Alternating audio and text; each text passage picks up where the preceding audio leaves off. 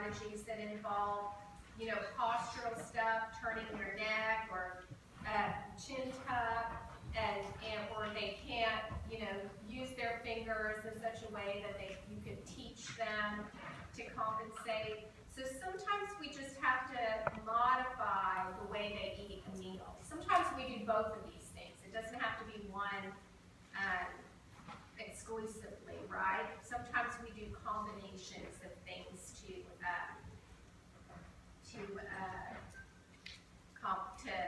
help your patient be able to safely eat. So some of the things we often recommend are smaller bites, drinking by spoon only, which is sometimes a tough one, and that's because you're trying to, both of those are, you're just trying to limit the size, the bolus size, right? You're trying to make sure that the patient isn't taking in too much at once, whether it be with liquids or foods. So that's why you would go smaller bites or spoon only. Sometimes we alternate consistencies. So let's say you have a patient who has a lot of oral residue when they swallow. They're not really, they're having trouble as the viscosity of the bolus thickens. Sometimes taking a little thin liquid will help thin that out and help them not have that residue. So you alternate, or if their mouth is really dry, that could be another reason to do that. Sometimes they leave residue in their pharynx, and so we say, well, let's follow that. Let's see what happens. Let's try and do a liquid wash and see if that helps wash down the residue. Sometimes that makes things worse, but sometimes not. Okay. So clear residue in the oral cavity. So that would be, you know, if a thin liquid wash works, that's great. Sometimes you teach them to do like a tongue sweep.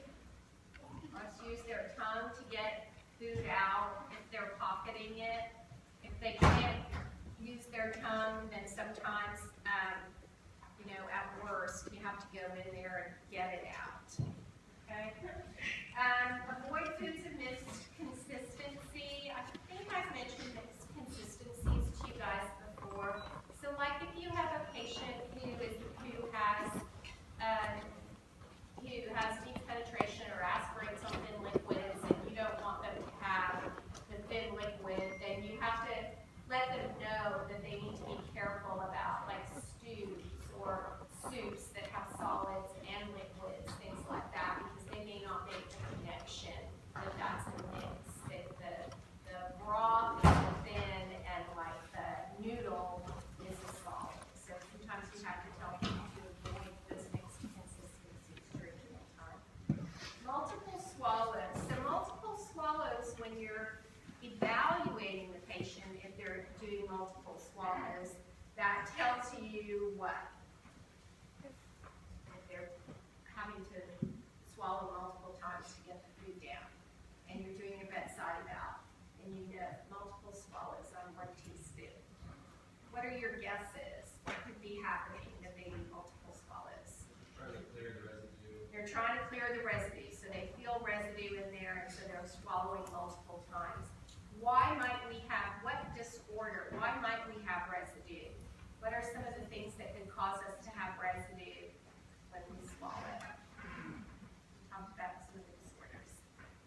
Oh, I thought you were raising your hand. You're just kind of like, so it could be that the patient has poor tongue-based differential wall contact, right? So they're not getting good pressure, so they can't push all the food down, so they've got residue in their molecular.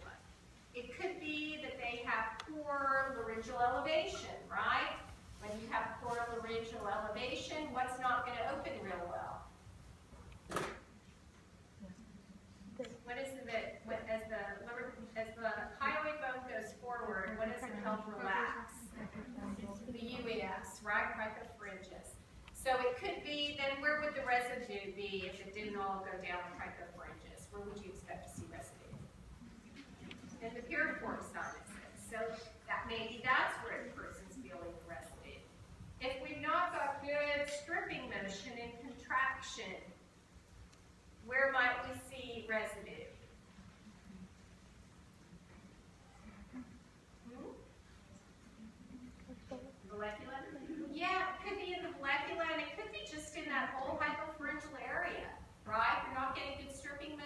might have residue in the posterior pharyngeal wall, in the molecula, and in the piriform sinuses.